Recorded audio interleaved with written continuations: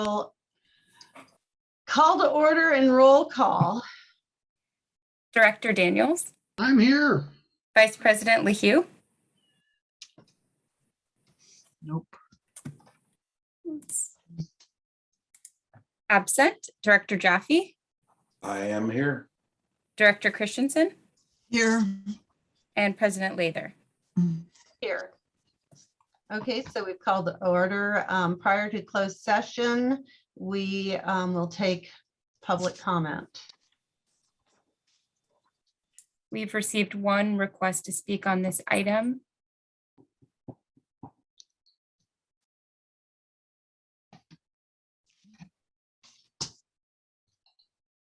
I do not see that public member in attendance at the moment.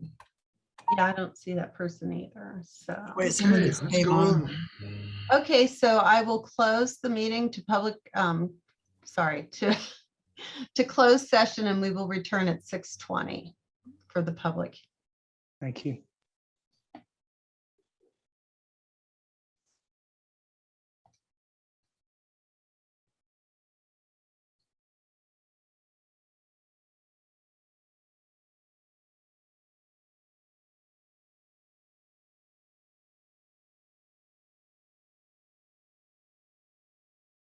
So I think we have everybody. You guys are all muted, but We're here. so I just want to go ahead and say that I'm here now for I the was record. gonna say that you were. Okay. Okay, so we're back in session. Vice President LeHue is present for the record. We don't have a public hearing, so we're at the board members' opportunity to remove items from the consent agenda. I don't think Carla's back, is she? I saw 20 people. I just figured she was one of them. She's here. I was having a bit of trouble signing on. Welcome to my club. Okay, you're here now. Okay, so item 3 is a board member's opportunity to remove items from the consent agenda. We will start with Vice President LeHue, who is here. I have none. Okay.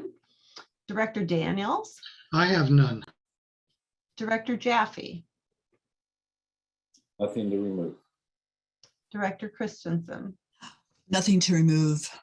and I have nothing to remove, so we can move on to the consent agenda. Is there public comment for the consent agenda? Yes, we have one request to speak, and it looks like we also have a hand that went up. Let's begin with Ms. Steinbruner.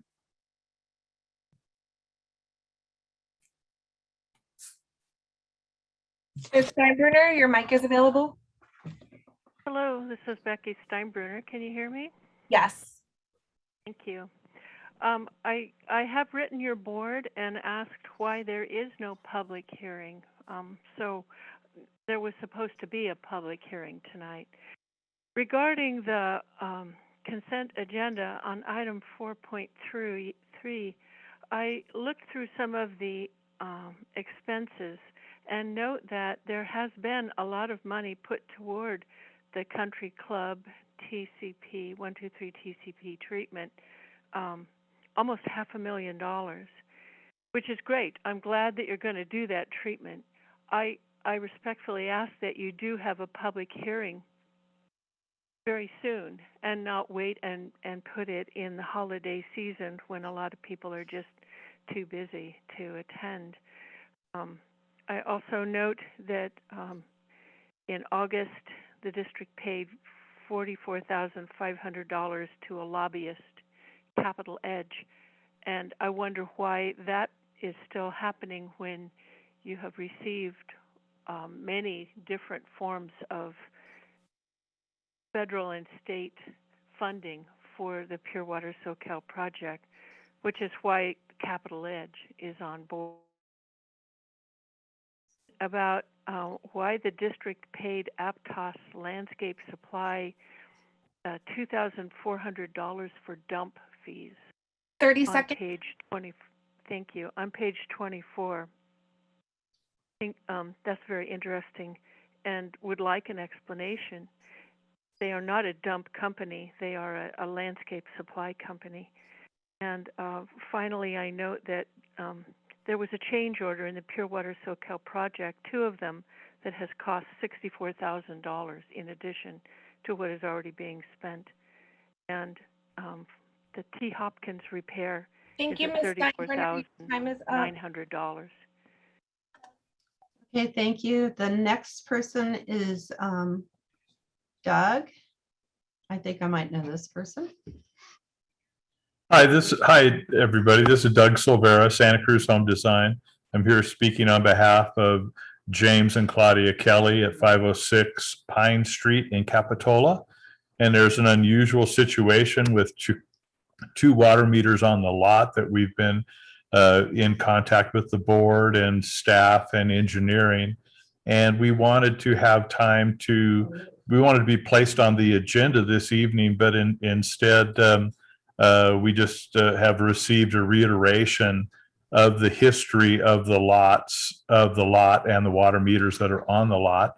And we would like to either have a discussion with you folks about the odd history and the development plans that the Kellys have in mind, either this evening or possibly be placed on next agenda, next meeting. Any comments or questions? My internet went out right when you were introducing yourself. Would you like me to repeat? Just who you are. Would you like me to repeat what I just said? I can do that, certainly. No, I heard most of it. I just missed the very beginning. Okay. Okay. Well, thank you. And I see that Ron has something to say. So we'll. Yes, and I think that gentleman had signed up to speak on oral and written communications. I believe I'm correct. So jumped the gun just slightly, Yeah. but that's understandable. But I just wanted to say, I think it's probably prudent that we announced that there was no reportable action in closed session. I wanted to make sure we got that out. Thank you. Oh, thank you. I got flustered by our incoming vice president. Okay, so we're still on the consent agenda. Is there any other, are there any other people that want to speak? No, right? I'll make the motion to approve. Thank you, Bruce. I'll second. Thank you, Director Christensen. So we have a motion and a second. Can we do a roll call, please? Director Daniels, Yes. Vice President LaHue, Yes. Director Jaffe, Yes. Director Christensen, Yes. and President Lather. Yes. Okay, so now we move to oral and written communications.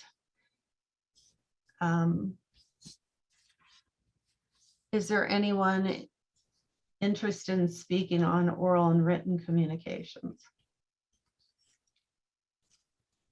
President Lather, we've had one public member sign up ahead of time, and if any other public members want to speak, they can raise their hands. Okay, well, let's get started. Ms. Steinbrenner, your mic is available. Hello, this is Becky Steinbruner. Can you hear me? Yes. Thank you. I would like clarification. This is the second time that I have asked regarding the board's policy for public participation. The last 2 meetings, including the special meeting, it has been allowed if you raise your hand virtually, you can be called on, whereas before you would not be recognized unless you had contacted the district in advance by 3 p.m. of the day of the meeting that you wanted to speak. So let me know, please, because it's confusing. I did attend a standing committee meeting. I did not submit the request in advance, and was not recognized when I was trying to press *9 and all of the usual things to raise my hand by telephone. So please clarify that. I would also like to bring to your board's attention a very important study prepared by the University of California, Berkeley, Stanford University, and San Francisco Estuary Institute, a report entitled Reverse Osmosis Concentrate Treatment Research Results and Context for San Francisco Bay. This report was put out April 21st, 2020. In it, it has very extensive results of monitoring, sampling, and effluent analysis from reverse osmosis cleaning, which is similar to the Pure Water Soquel project. What the study found is that the effluent coming from the reverse osmosis treatment, it has higher contamination than does the initial wastewater source going into it. So I want to make you aware of this. I will send you a link to the board and ask that you do look at it. This is especially important because in the newly revised, modified Pure Water Soquel project, it states that the effluent from the reverse osmosis advanced water treatment will go directly to the bay.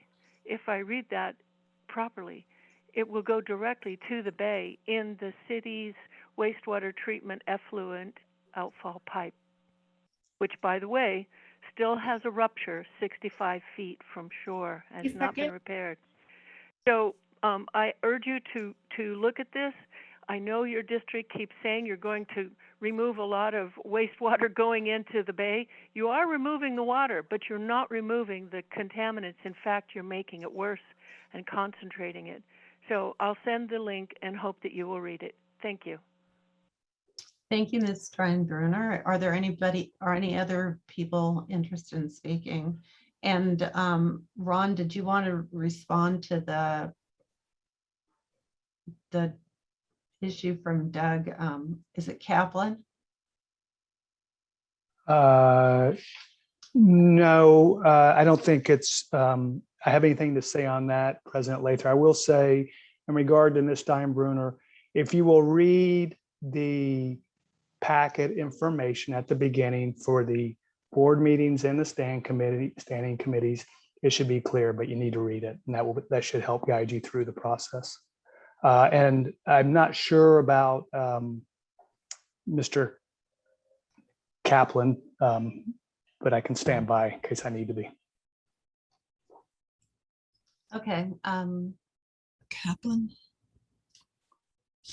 Maybe I had the wrong name. I think you may be talking about the gentleman who just spoke. Okay. Yeah. I didn't know who he was, so Yeah, I was no. guessing. Yeah. I must have guessed wrong. Sorry. No, sounds similar. I kept But- asking him what his name was and he didn't tell me. Okay, Bruce Jaffe, Director Jaffe is interested in saying something. Yes. First of all, Becky, thank you for pointing us towards a study that I definitely will look at. But I do caution you that the environment in San Francisco Bay is much different than the open coast, much lower energy. So there's less mixing. And I also am very leery of summarizing results without comparing details. So I'll look at the report and see if there's. Okay, Annie, Thank you. I'm sorry, Bruce, I didn't mean to cut you off. That's okay. Annie Branham.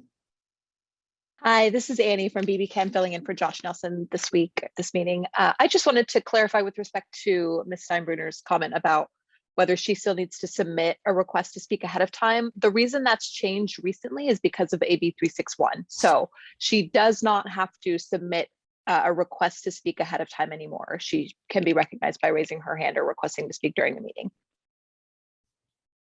That's all I had. Thank you. Okay, and I must have missed the hand thing during the standing committee, so sorry about that. Okay, so do we have any other oral or written communications? If not, we don't have any, we don't have a district council report today. Was I supposed to remove that from the agenda? Or can I? Yes, there is no item there. I'm not sure if anybody wanted to speak to it, but that is being removed from the agenda today. That's correct. Okay, and so now we're at administrative business. We don't have any conditional or unconditional will serves. So the next item is agenda item 7.2, progress report on performance of AMI leak detection. Right, and this will be Alyssa and Shelley. I'll take this away.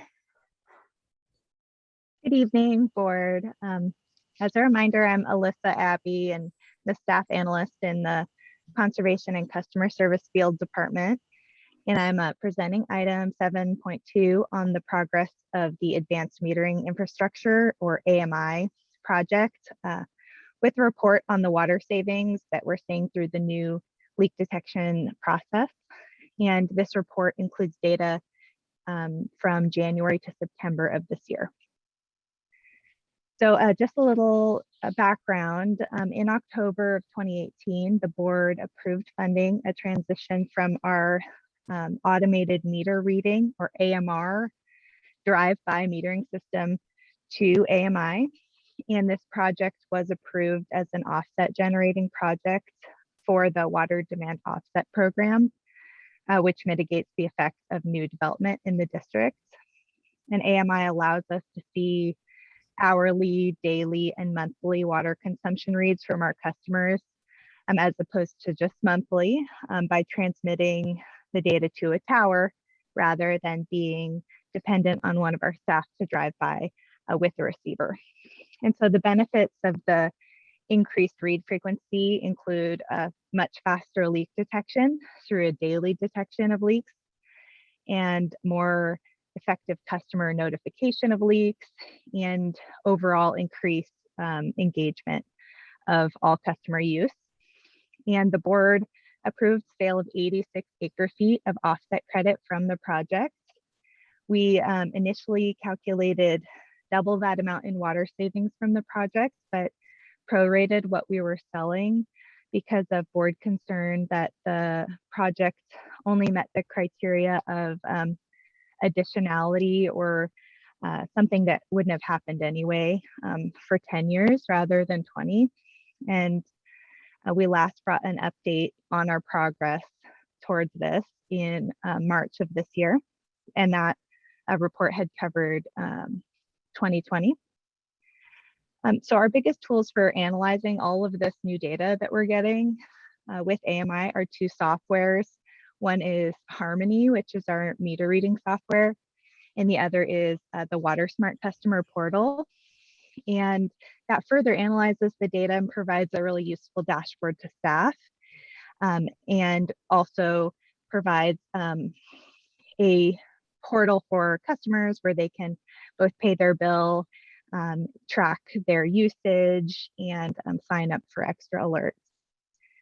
And these technologies have really given us a great opportunity to look at leaks in a lot finer, a more granular way than we previously could. And so we're learning a lot. And just some of the most notable things that we wanted to let you know of is we're finding that the frequency of temporary and intermittent leaks is quite high. And those are things we really we couldn't track or see with AMR because they weren't flagged. If they weren't active on the one day of the month that the meter was read, they weren't being flagged as leaks. But with the AMI system, they are. And so we're seeing like 2 to 3 times more leaks with our AMI system than we were with AMR. A good example of this type of leak would be an intermittent toilet leak, which we see a lot of, or other incidents like hoses being left on or a spigot being left on. And then we're also seeing that the leak number and the total leak volume is spiking really significantly in the irrigation months, and that leaks in our irrigation systems, specifically on dedicated irrigation accounts, can be very large and waste a lot of water very quickly. One of the, I think it's figure 2, you scroll down on that. Yeah, that's showing the total leak volume by customer classification. And you can see in January, February, which are cooler months where most irrigation systems aren't turned on, we have a lot, the volume of the leaks is much smaller, and we're really seeing a big spike in May, June, July, August, especially from those dedicated irrigation accounts. So in our analysis, we also estimated how much water we've been saving through earlier leak detection. And we did that 2 ways, using different reports on leaks by customer class and by volume that we generated through the WaterSmart portal. And we still have to make some assumptions on leak duration in our calculations, but we're able to use actual data that we've collected on leak volume and number of leaks. And so one analysis estimated a yearly savings of 95 to 206 acre feet per year, and the other estimated 150 acre feet per year. And so with these estimates, we do feel confident that the water savings from the projects are exceeding the water demand on the groundwater basin from the development projects that have purchased credit.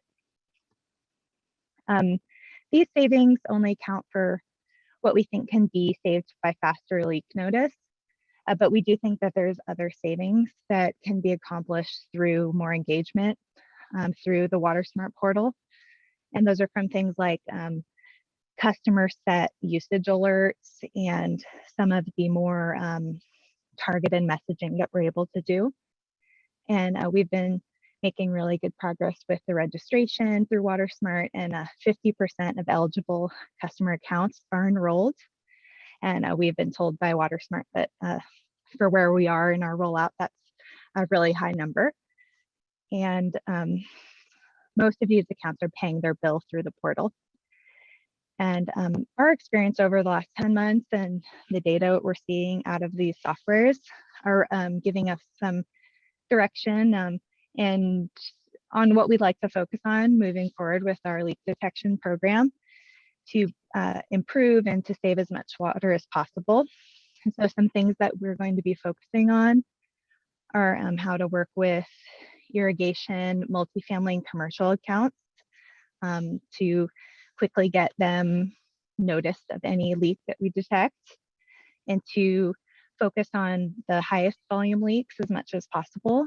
And so we identified irrigation accounts as a really good place to start on this, to refine our enforcement for unrepaired leaks, to help our customers take charge of their own usage by educating on leaks and continuing to push for WaterSmart enrollment. So I'd be happy to answer any questions. Okay, I take it, because the minutes are up, that we have a public comment. We do, President Lather.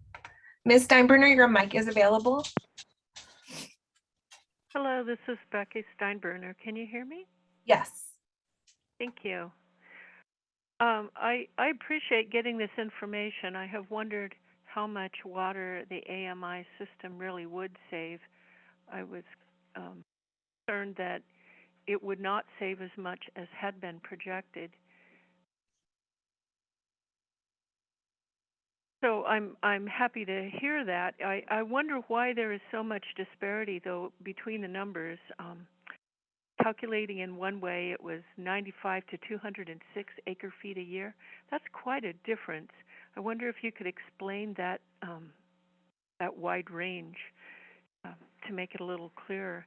I wonder what the status is of Cathedral Drive in Aptos, and there are probably other similar remote areas that maybe this AMI system has not been extended too. If I could please get an update on Cathedral Drive in particular, but also a review of other areas that are not yet on the AMI. What happens if customers do not have internet connection? That is a problem with the Cathedral Canyon. There is no internet connection once you drop down in the canyon. So what options does the district offer for people like that? And those who simply cannot sign up. They do not have internet connection at all. 30 They do seconds. not have cell phone connection. They do not have smartphones. What do those people do? And in fact, I think I met one of those such customers outside your district office a couple of weeks ago, and she was very distraught that she had not received a notice of a leak until after almost a month it had gone. I'm wondering why it is assumed that the leak goes for 20 days when AMI notifies people within 1 to 3 days. Thank you very much. If there are any other public members who would like to speak, please raise your hand now.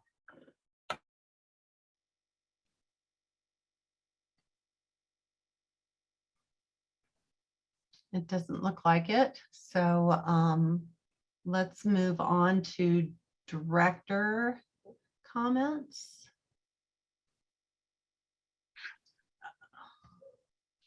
Director Daniels. Well, the only thing I had noticed in there is that currently we're looking at 3 gallons per hour for a full day as a signal that a leak has happened. And I think that's a good place to start. But I know for myself, I'd like to know if I even had a leak of just a gallon an hour.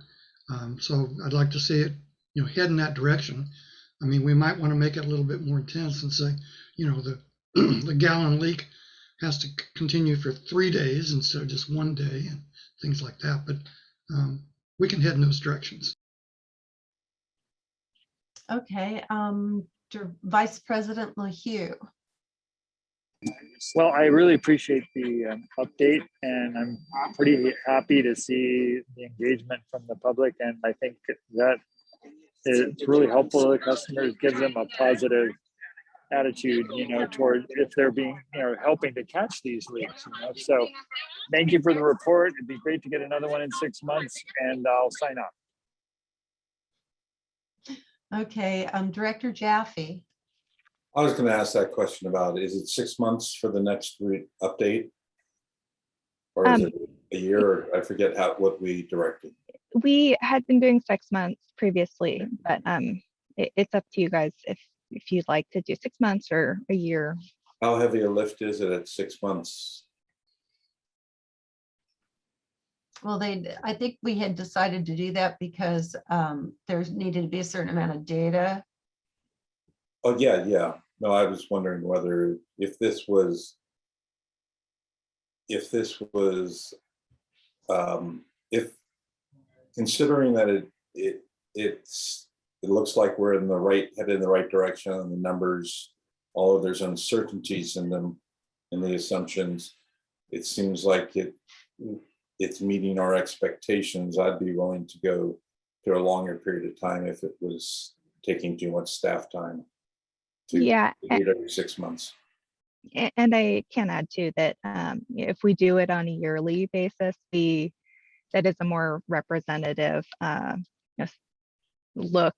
If we're only doing 6 months, if more of those months are not in irrigation season, say, that can kind of skew the way that we look at it. So hence the range, right? Yeah, gonna have less savings than others. Yeah.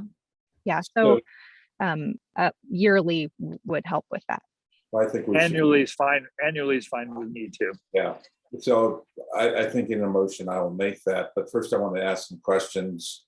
Just Alyssa, where do you think the low-hanging fruit here is on refining the process, or on your suggestions? So are they listed in order of what you think should be done first, or? Yeah, we have been talking internally as a department on refining our process for speaking with the multifamily and the irrigation and commercial accounts, through the Water Smart portal, they're not eligible. We were not able to do automated leak alerts for them at the moment. So it's more of a manual process. And so really refining that, we think could make a big difference, because some of those accounts, specifically for irrigation, those leaks can be quite large. Right, and it looks like they happen during the winter as well. 'Cause Yeah. what you showed, did show that. And Gonna be so sending that's out, number one. You think Just- it's, sorry, we're gonna be sending out this week just an example of the group messenger feature with WaterSmart. With the rains coming up, we're gonna be sending out a group message to all customers asking them to turn off their irrigation now that the rains are coming. yeah, Evapotranspiration is less and it's getting colder, so it's a good feature to be able to communicate with customers. mhm. But are there other things in your recommendation that is low hanging fruit with? Yeah, I think the dedicated irrigation accounts are definitely low hanging fruit. And so ratcheting down the notifications to lower levels for those irrigation accounts, and just more dedicated follow-up with them to make sure that they're getting those leaks repaired quicker. I think we're seeing, it's hard with dedicated irrigation. They're typically associated with multifamily, and there's a property manager and a landscape company, and there's three parties, a HOA board in a lot of cases. And so trying to kind of improve our communication with those three groups and get them to take quicker action. And also on the dedicated irrigation side, we have the WaterSmart or Water Fluence software for those accounts where we've mapped all of those landscapes for size and plant type. And they have water efficient budgets, just the perfect amount of water that they need to maintain their landscapes. And so we'll be kind of focusing on that and getting those customers hopefully to keep their water use within those budgets. It's all voluntary, but anything above that is really water waste. So we're going to be focusing on those. And then for multifamily and commercial, kind of the same situation where we have large property managers or large businesses, getting those customers to use the portal and to be more, to manage their water use more closely by setting thresholds for, high bill amounts or high usage amounts, and just really trying to get them to oversee that and take ownership of that water management for those types of accounts. So that's, I think, the low hanging fruit there. And then just working more on getting more single family customers signed up, or at least having email accounts or email contact info for everyone. For customers where we don't have an email account, it's not like they're not getting notice of leaks. If their meter has been upgraded and they're connected to the network, we're notifying them manually of any leaks that are happening. So it's, all customers are getting, single family customers are getting leak notification either from us or through the portal. So just trying to get phone messages. Yeah, we call people, or if the leak is over a sizable amount, we roll a truck. If we can't get a hold of anybody by email or by phone, we send service staff out and they try and make customer contact in the field. If they can't, they leave a door hanger. In a lot of cases, they will actually shut off water, and then the customer will have to call back and reestablish service once their leak is repaired. as I recall, with the WaterSmart, you could set notifications levels, and I think there's actually, you can define what a leak is too. when you wanted to be notified. So you could have it at a low threshold. Am I mixing things up? No, that's true.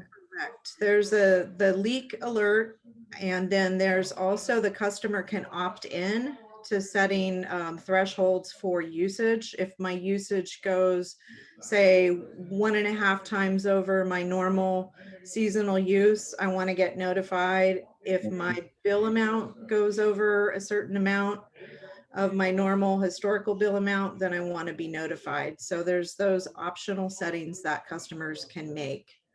Yeah, I've made them just to test them, and it works.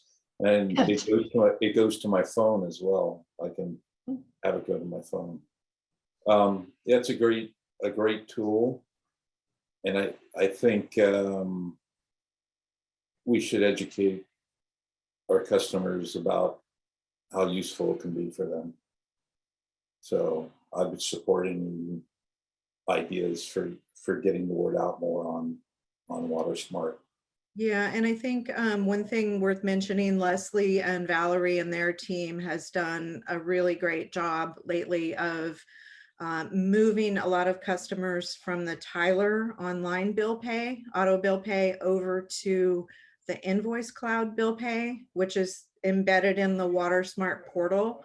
And so we got a lot of registrations through that process, and that took a lot of time. They walked customers through that. They sent out multiple notifications to people. They had a lot of people that didn't respond, and they had to call them and try and, get them to migrate over. So that Tyler bill pay has ended, and now we're solely Invoice Cloud. So I think we'll probably pick up some more people through the online bill pay, but now that that is done, and as we kind of head into like the next irrigation season, we'll be doing a huge push to get more and more people to sign up. Yeah, one thing to consider is when we were trying to get a sense of what people knew and did not know about our water system, was to have, I believe it was students, or there was a small company, inexpensive, where they, had surveys, and that could be educational as well. Anyway, thanks for the report, and it looks like it's working. So it looks like it has potential to work even better. So we're really excited about it. I mean, we get such great feedback from customers.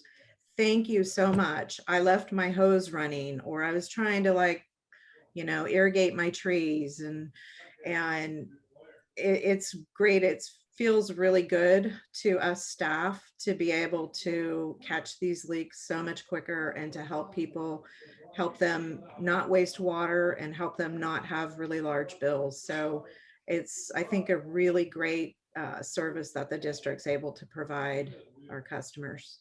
Great job. Keep up the good work. Thank you. So Director Christensen, did you have anything else? Are you there? I think she's muted. There. Oh, There thanks a lot for the report. I forgot that we were doing this every 6 months, but it shows that a lot of progress has been made, just getting getting this consolidated into 50% of the customers.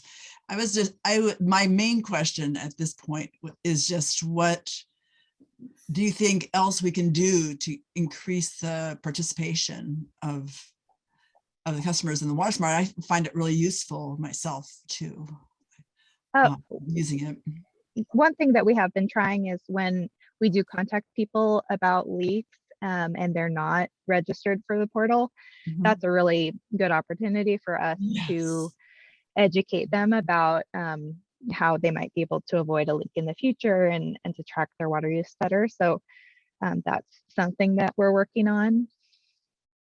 Is there an app possibly coming up on that? We haven't heard any updates on that from Water Smart, if they're gonna make it an app. I know, I was just curious, because a lot of people a lot of our customers work over the hill, or they're moving back to work from after working at home, and they could probably move if they got a notice on their app, on the phone. And I'm not Real sure. time. I get emails from the district on my phone, but I don't get any texts. Can be alerted by text. Can you? They can also be alerted by phone call. And there isn't a dedicated app, but you can, go to the homepage on your smartphone as well as your computer and access the data. The only thing, if you're accessing it on your smartphone, you're not able to see the hourly breakdown of data. You can only see your daily consumption. So that is kind of a limitation, I think, of the system. But what WaterSmart has said is if they have enough customers, or if we wanted to actually pay for them to develop that, I think that would be pretty expensive. But if enough customers start asking for it, they may go ahead and make that investment. Oh, okay. Yeah, because I guess 14,000 customers might not be their threshold. But yeah, it's great to see that it panned out, that we were actually catching enough water that it's worthwhile. It's really good to hear. Thank you for the work, the hard work to make that all happen so smoothly. I'm sure that in yet another area in our district, we are just showing great professionalism. So thanks. Okay, and then it's my turn. Yes. I wish you could do it faster, because I found the leak before I got the call, because the leak only happened for an hour and a half. It was a irrigation. I guess my gardener doesn't know we're in a drought and I'm not using my irrigation. So he was testing it and he forgot to turn it off. And I got the alert afterwards, which upset me when I saw how much water it was, because I'm so frugal about water. So that would be something that would be nice, is to get, some kind of text or notice sooner than a day. Yeah, there really isn't any AMI system out there that provides real-time, data. There are some devices that can be put on meters, like you've probably heard of the Flume device or the buoy device. They can be installed on services, but there's limitations with those as well. And if we have second homes where people are gone for long periods of time and they're concerned about water damage from leaks, we would kind of steer them toward putting on one of those devices so they would get instantaneous notification.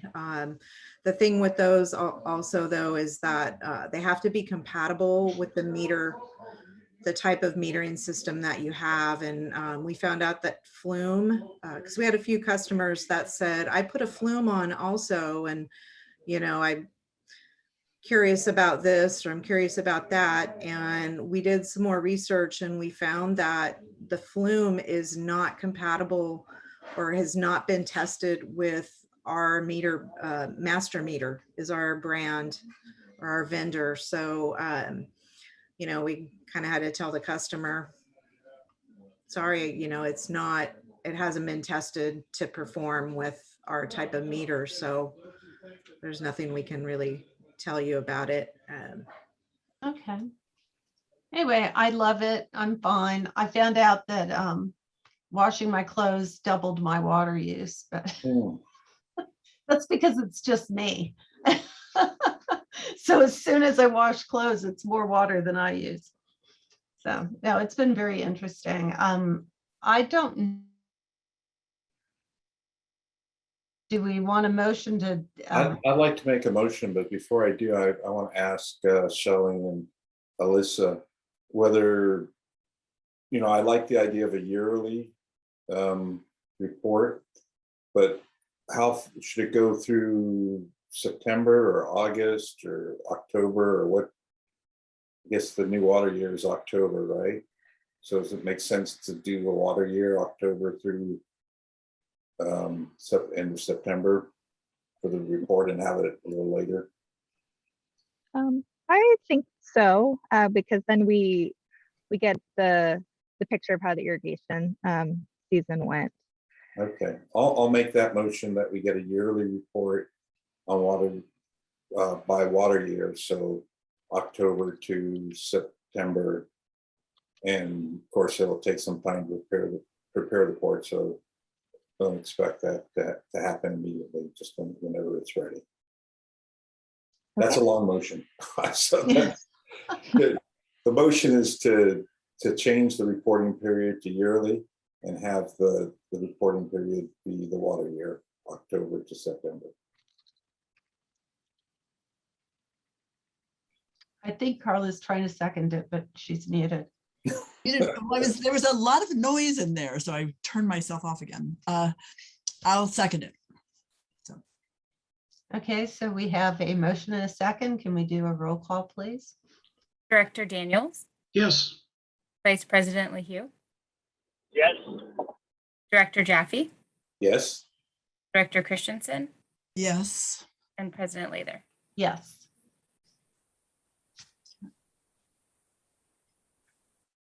Okay, so we will move on to the next agenda item, which is district website agenda center presentation. And we are considering that item, and Emma's going to do the presentation. Hi, everyone. It's Emma. So I am going to just briefly review the district's agenda center. So Becca's going to be leading us through here on the screen, and I'll be talking about it. So this is our homepage, and our website host is Civic Plus. We talked about this a little bit before, but Civic Plus specializes in government entities. And so they serve some other local agencies next to us. And they also, I think, serve over 4,000 other local government entities over the United States. So this is our homepage. And so to access the board meetings and agenda materials, there's 3 different main options. And so the first one is by clicking the button that says board meeting and agendas. That'll take you there. The second place is under district info at the top. And then under your board, you'll see board meeting and agendas. And then the third option is down at the bottom of the page in the footer. And this is universal to all of our district pages. So when you get down to the bottom, you'll also see, board meetings and agendas. So if you can take us there, Becca, then we can walk through the agenda center. Thank you. So this takes us to our board meeting and agenda center. And just off the top, since Civic Plus is used to creating websites for public agencies, they're very familiar with the Brown Act requirements and the accessibility requirements.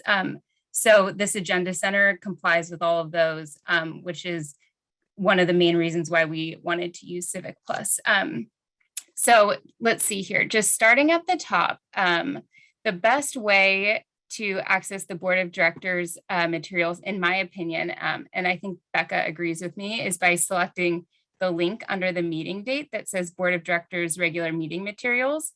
And so if you click on that link, it'll take you to what I call a cover page, and you'll have the links to the agenda, the board packet, the board correspondence, if there's any, and then following the meeting, the presentations, if there were any.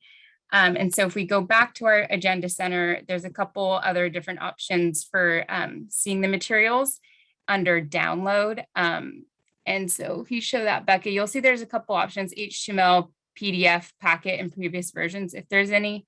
And so Civic Plus gave us some descriptions for what each of those options are. And so the HTML means that the information will generate in a browser tab. So what we saw before, but it's in a HTML browser. And then if we go back there's the PDF version.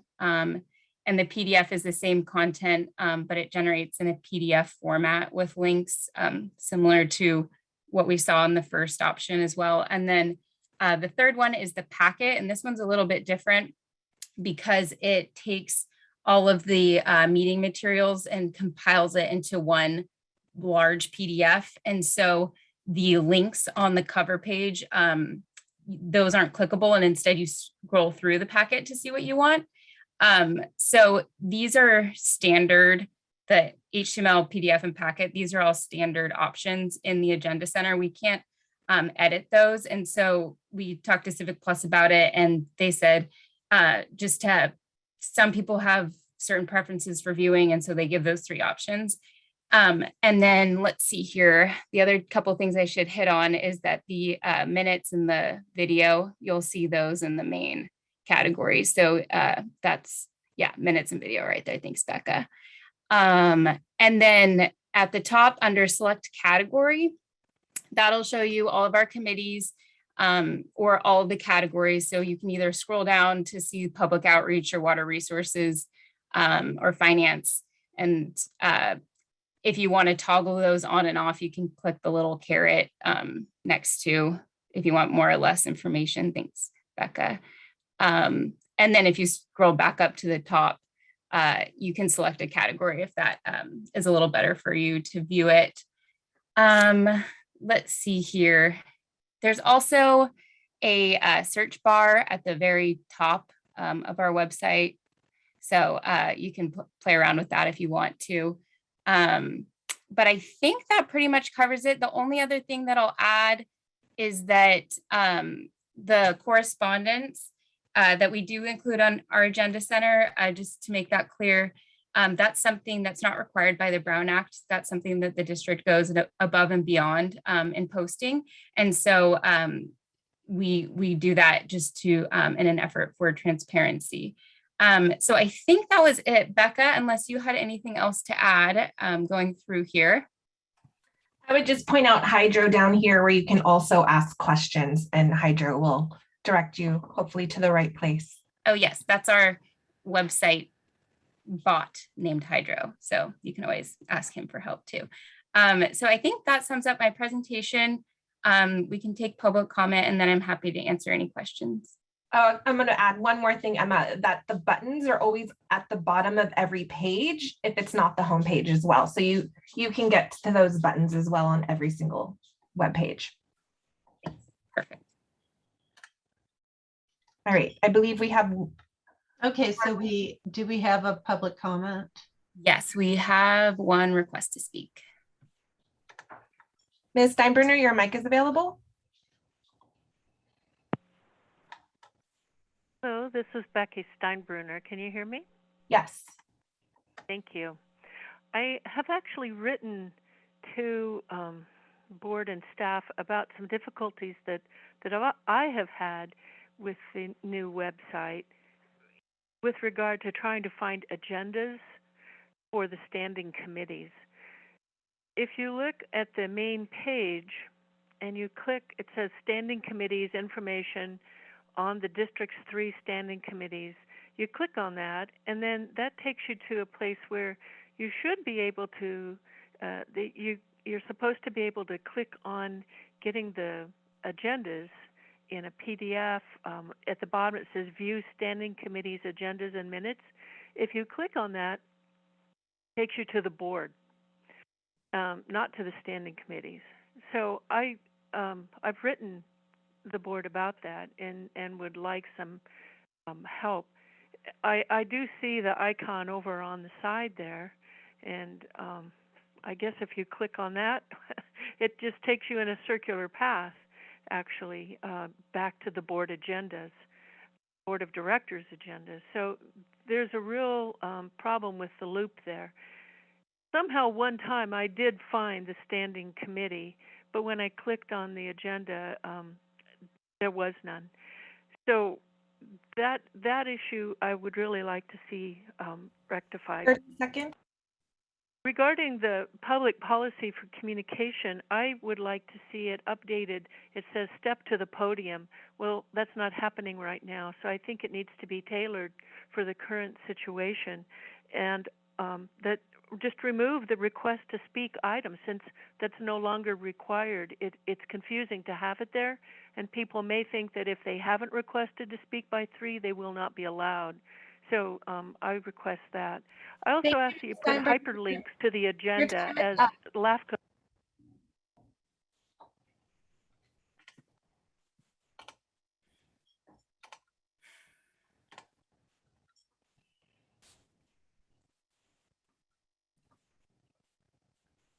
Sorry, I'm muted. I was trying to look at the website. I did the same thing, Michelle.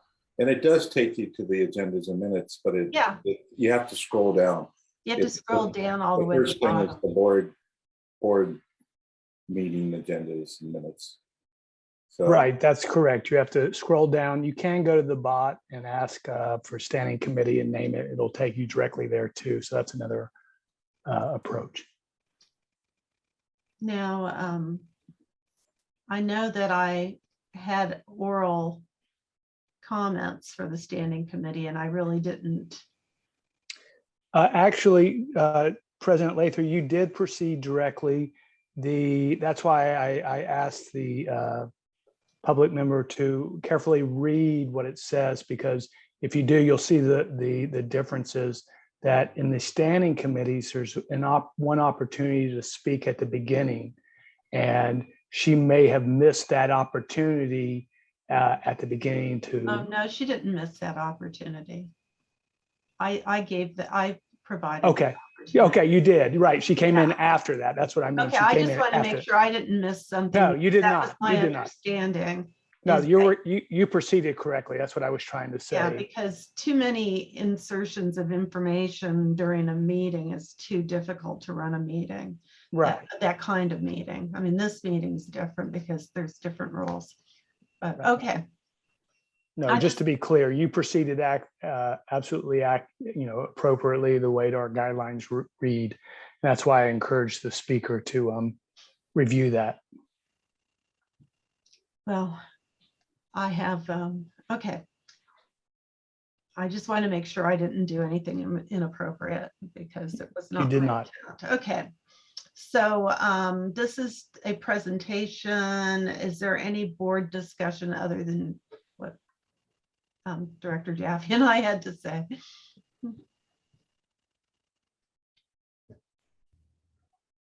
Okay, seeing none, we could move on to item. We don't have a motion, right? This was informational only. So item 7.4, consideration of district observance of federal holidays. The Juneteenth holiday. So Tracy Hart, you are on.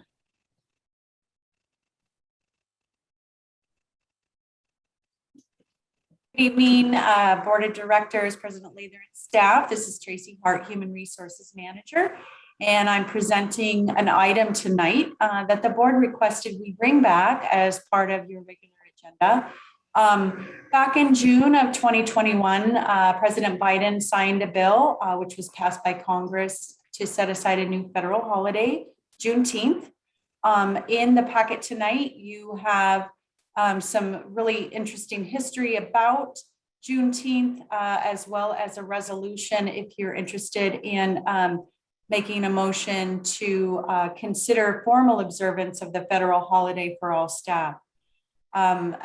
We felt as a staff and bringing this to you that Juneteenth really is an important holiday that we were very interested in observing as an agency. And I really wanted to just share some of the quotes contained both in the resolution as well as the memo about what Juneteenth represents in terms of freedom for Americans. It also represents how emancipation was tragically delayed for thousands of enslaved people. And we really are proud to be able to that this nation has finally recognized Juneteenth as a federal holiday. And so the recommended action tonight is to consider formal observance of Juneteenth as a federal holiday for all staff annually on June 19th. And if the board does make that motion, then we will be meeting with staff and their respective employee groups to discuss impacts and effects of that holiday. So any questions or discussion? And again, this is a resolution.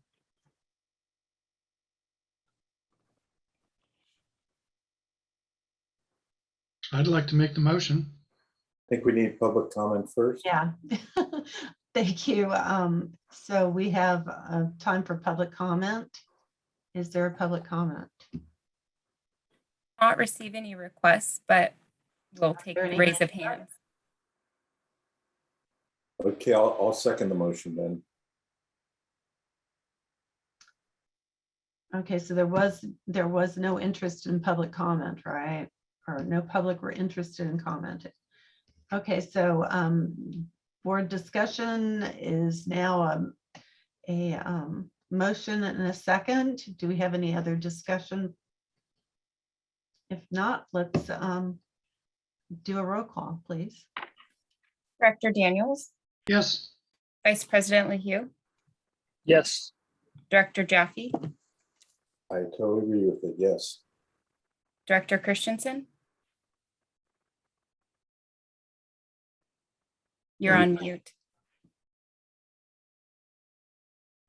Didn't say a bad word on public.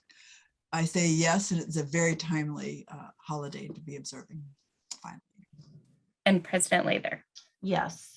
So that motion has been passed unanimously, and we can go on to the next agenda item, which is 7.5, Maplethorpe Lane Main break briefing. You had to make that hard, Taj. So Taj, please do the presentation, and Christine Mead. Yeah, Christine and I will tag team on this. So it was a pretty intense moment there about a week and a half ago, actually almost 2 weeks ago tomorrow night. Around 9:50, we had a large 12-inch PVC main rupture, and I use that word appropriately because it was a significant leak, roughly 4,500 gallons a minute. This leak is different than our normal leaks that are, under asphalt with good access and relatively predictable conditions. This particular pipeline crosses a ravine between Maplethorpe Lane and Victory Lane, and it's a very steep terrain. It crosses in between two homes. It's not asphalt. There were trees in the way. And so the night that it happened, we were able to isolate it. Our on-call team, as well as some folks that came in after hours, were able to shut it down. And luckily there were no structures that were affected by it. However, a good portion of the hillside washed away in the trench line.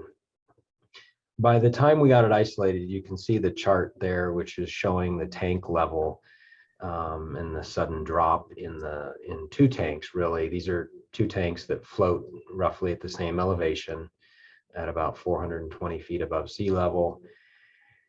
And so water was coming from both directions, from the tank that's in Director Jaffe, your neighborhood near Austrian Way, and then also a tank up on Fairway Drive. So they were both feeding this leak.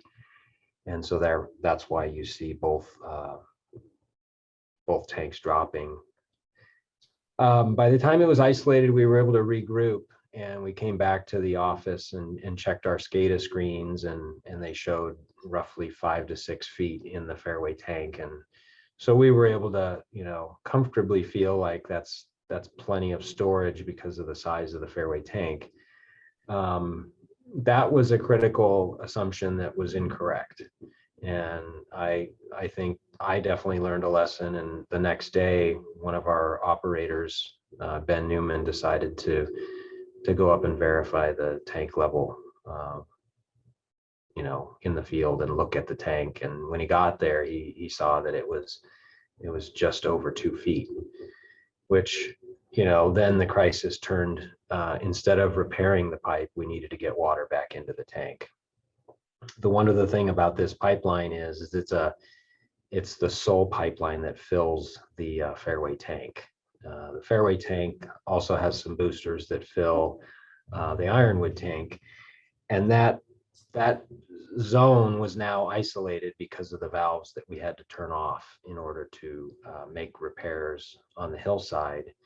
So Crestline Way, Fairway Drive, DiBernardo Lane, and a portion of Upper Victory Lane were all on very isolated supply. Basically, the 2 feet in fairway tank was what they had to use. So you see in the memo, there's a barricade that we put out along those streets and neighborhoods to warn everybody to use water only for essential uses. And we utilized our IVR system to email, text, and call folks. And at the same time, our crew, came up with a plan to string about 725 feet of the hose that we have on our flush truck down both sides of the embankment and connect 2 hydrants. And once that connection was finished, by about noon the following day, we were able to then reestablish some of the water supply to the fairway tank. And that's when we all were able to somewhat take a breath. At the same time that happened, we had Don Chapin Company, grateful for their willingness to come out and help us. They brought equipment out, and we worked until about 9 o'clock that night to locate the leak and the break point. Unfortunately, the landscaping and front yards of the homes right at that break sustained quite a bit of damage just due to the access of the equipment. We had to take out about 6 oak trees just to get to repair the pipe. And so work continued on Friday, and by Saturday we were able to complete the repair and pressurize the pipe. And then on Monday morning, we were able to take our first bacteriological sample. Tuesday, we followed up with a 24-hour sample. One other thing I failed to mention is this pipe was 10 feet deep to the top of it, which is extremely deep when you're not working in the street. Even when you're working in the street, 10 feet to the top of the pipe is very deep. It just, it gave us everything it got to challenge us. And, we ended up overcoming the situation. But by Wednesday, we had it back in service, Wednesday of last week. And even before then, our customers were able to, once the hose was established, somewhat return to normal water use. The customers, the immediate neighbors were very, very supportive and responsive and did a great job throughout both of it. There was an existing storm drain in the vicinity that basically got ripped out when we went to repair it, as well as during the break.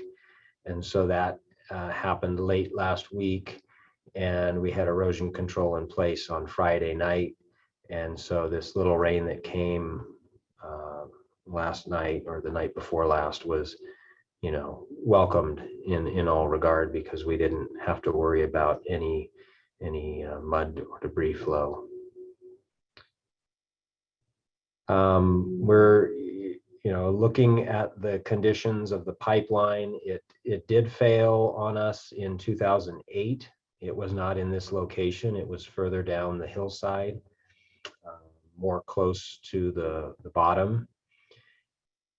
And in this most recent break, we did find, the pipe it was built in 1982, and it was bedded in native backfill. And there is bedrock there. There's the Parisima formation that we did find and look, and sandstone and some sharp corners. So a combination in this situation of some degree of deflection in the vertical orientation, plus a potential point load of a rock or a sharp object.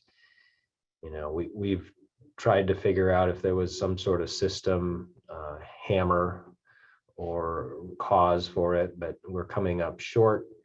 And so, we did discover that it was in a little more than normal deflection in the vertical, because it is a kind of a vertical arch as it goes down the hill.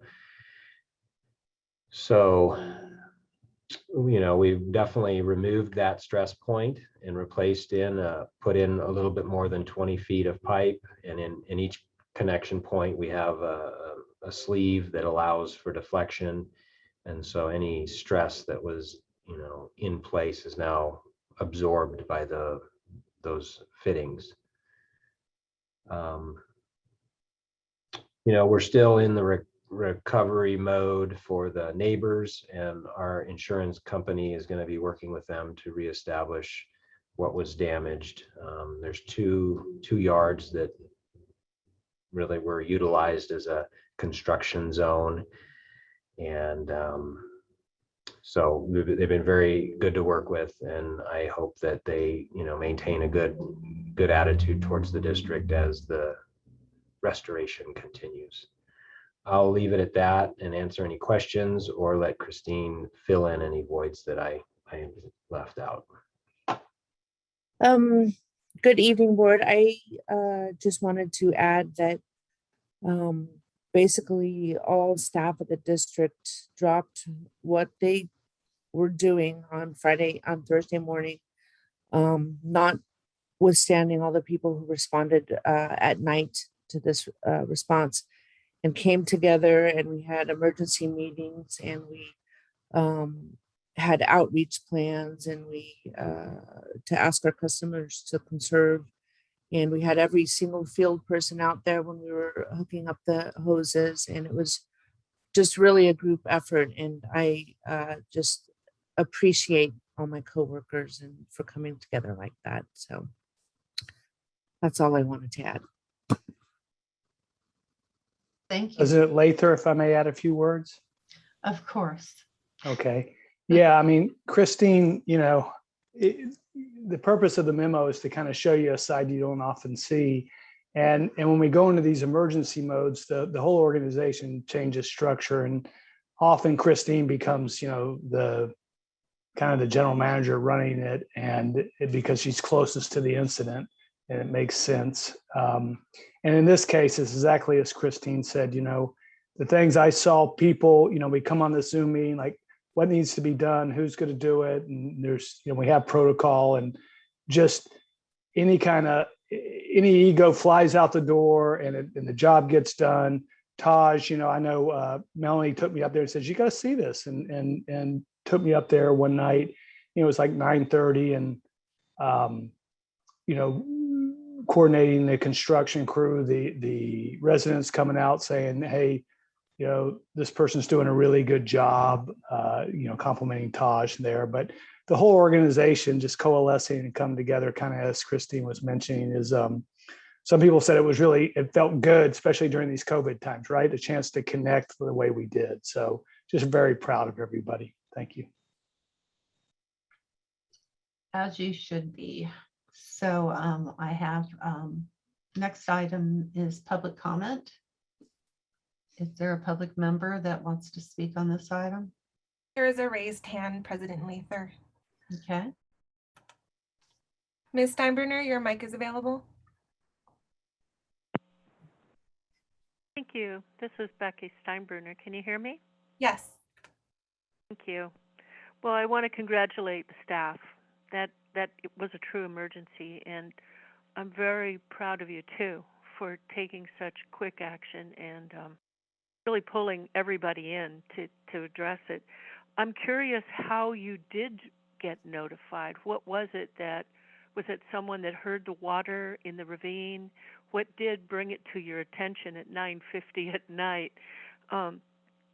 Also, I'm curious about the incorrect reading that the SCADA radio results gave you.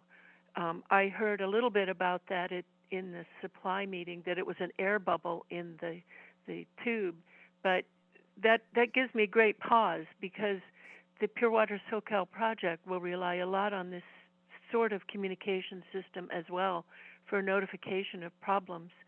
So if you could please explain a little bit, because I'm not sure I understood it properly at the Supply Standing Committee, what caused that difference in tank level reading.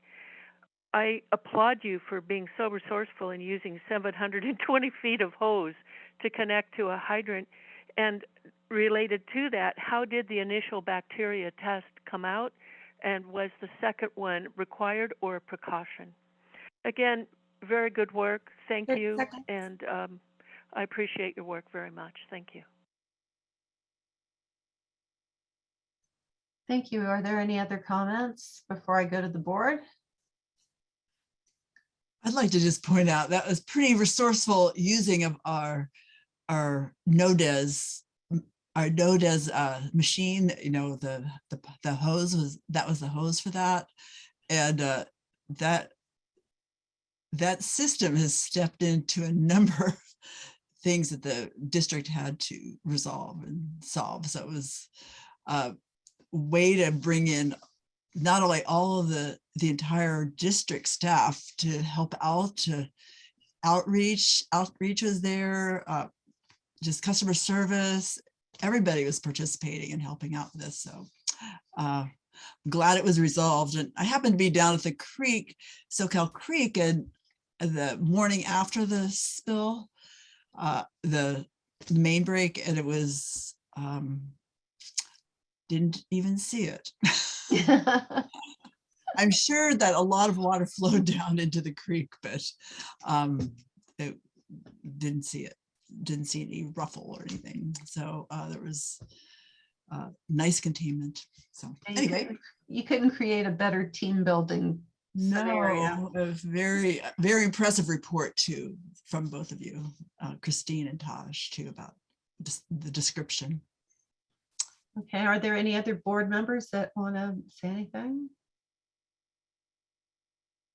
I can't really see everybody. So Yes, I just wanted to say that sometimes when there's a challenge like that, you find out within an organization, and then when you can turn that into a positive for the public as well, it's kind of it says a lot about an organization. So just thanks, and I'm glad that the communication went well with the neighbors that were affected, and just overall good job. Thanks. Bruce Daniels or? Well, I just say I was really impressed. I mean, a lot of creativity and hard work and working teamwork. You know, it's very admirable. Director Jaffe?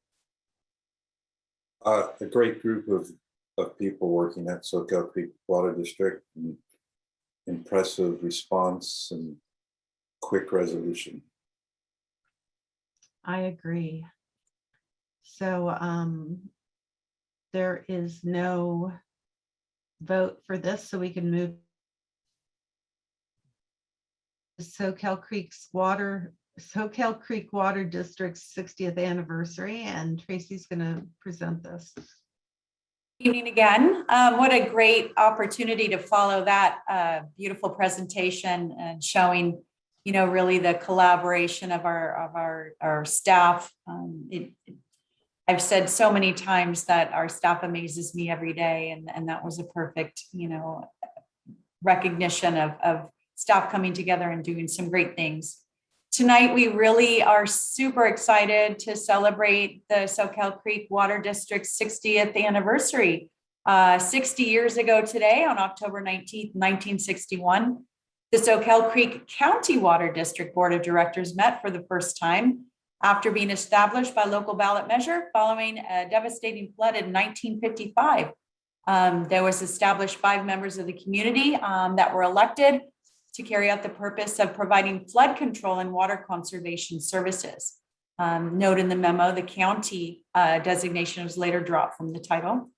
That first meeting took place in the old Soquel Firehouse, and the district initially had no offices nor staff. In a few short years, the district evolved into a drinking water provider for the expanding community by purchasing the Monterey Bay Water Company in 1964, and has since reliably provided clean and safe drinking water to the community. Over the past 60 years, the district has been honored to serve and meet the water needs of the mid-Santa Cruz County residents through expanded boundaries, infrastructure, and services. We are a well-respected public agency committed to engaging the community, gaining the public's input and support, creating a community water plan, and fostering a greater understanding of this most precious resource. The board's commitment to protecting its limited water supply with a focus on conservation and education has helped a remarkable community of water conscientious residents and businesses. In the larger statewide and national water communities, this small but mighty agency has received recognition and status as a forward-thinking special district keenly focused on groundwater stewardship. The district is highly regarded for taking the necessary visionary steps now to ensure a sustainable, clean, and safe water supply in the future. In partnership with its community, our district is committed to resiliency and is confidently addressing the realities of an overdrafted groundwater basin, seawater intrusion, and the impacts of climate change, including sea level rise, wildfires, and major weather events.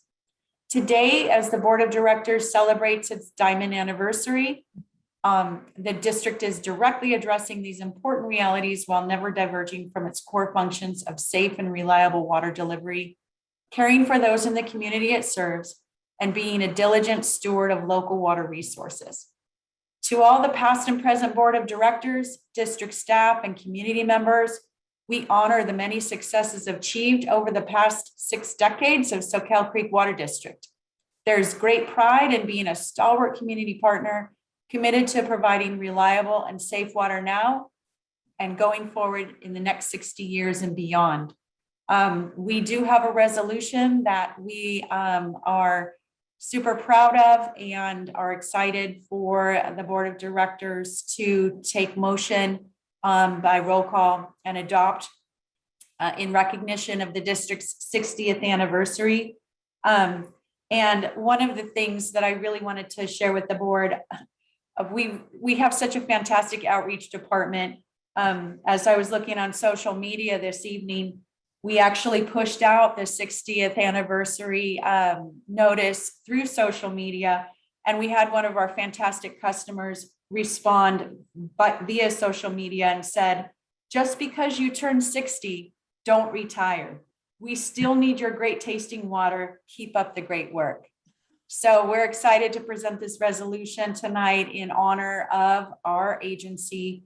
We look forward, I know the outreach department is putting together a really neat book with a lot of history, and we will be excited to share that with the board at a later meeting. So with that, I'd like to present the motion to the board in regard with the resolution before you.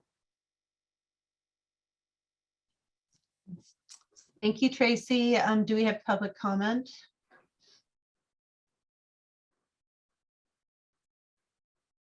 Please raise your hand if you would like to comment from the public.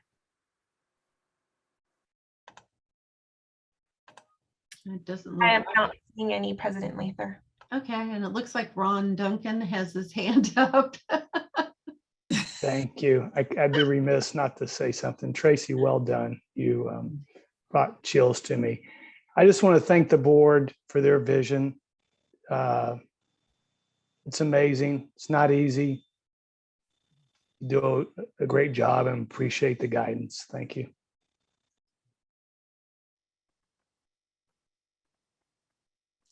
I think I've only been here 1/10 of the time, so. Do we have any other? Oh, there's Bruce Daniels. Okay, please. Well, as someone who's been around for almost 21 years of those 60 years, I would like to make the motion. And I'll second being the second longest active board member. Right. And I'll third it. Can we have a roll call, please? Director Daniels, Yes. Vice President LaHue, I actually absolutely vote yes. And I just wanted to say I'm really proud of being a part of this organization. I'm really, it's not been quite 20 years for me, but it's just, I feel like we really do our best and to take care of the people and the water for our community. So it's one of the things I'm proud of doing in my life. So good job. thank you. Director Jaffe. That was a yes, in case you didn't know. A definite yes, and it's very it's a very good feeling to be contributing to the sustainability of a healthy water supply for our community, and to work and to be part of such a good organization. Director Christensen. I vote yes, and I just want to compliment the district and congratulate the 60 years. I've been a customer for 30 years, over 30 years, and just to see the resiliency, the proactive and creativity in coming up with a sustainable solution to a pressing statewide problem of lack of water. Really, I've been very honored to participate in that. Thank you. And President Lather. Yes, and I ditto everybody else. I've been here 27 years and I've been watching the whole 27 years. So I'm very proud of everybody in this district. I think you have a great group of people. And we got another 60 years.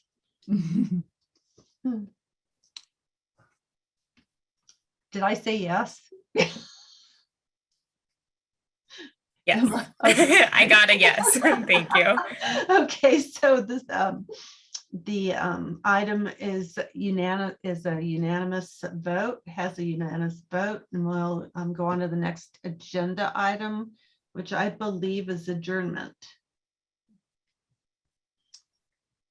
If I've made a mistake, let me know. Otherwise, Sounds good to me. okay, I'm adjourning. Hello, the everyone. meeting. Thank you Thank all you. for being here.